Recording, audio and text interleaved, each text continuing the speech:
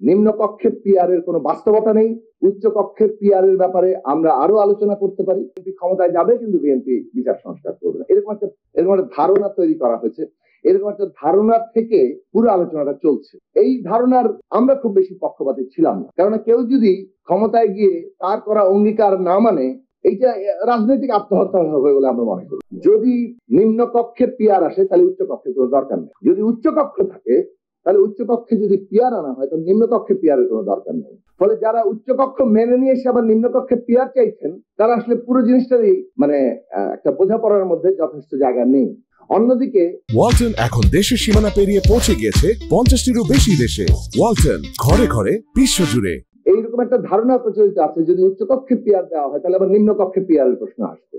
আসলে পিআর যখন মিক্স পদ্ধতিতে যায় তখন সেটা যেভাবে হয় যে 300 আসনে 300 জন নির্বাচিত হন, তারপর মোট প্রাপ্ত ভোটের ভিত্তিতে আরো কিছু, যেটা মিশ্র জার্মান মডেলে আছে, আরো 150 অথবা আরো 300 যুক্ত হবেন।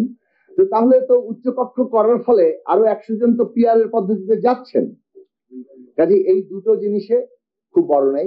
আমরা মনে করি যে নিম্নকক্ষে পিআর এর কোনো বাস্তবতা নেই, উচ্চ কক্ষে পিআর এর ব্যাপারে আমরা আরো আলোচনা করতে পারি এবং একটা ঐকমত্যের জায়গায় যেতে পারি। আগামী দিনে এইসব প্রশ্নে সবাই যদি আমরা একটা জায়গায় আসতে পারি, নির্বাচন উত্তরণ ঘটিয়ে একটা গণতান্ত্রিক উত্তরণ হয়তো আমরা খুব দ্রুত করতে পারবো। ধন্যবাদ।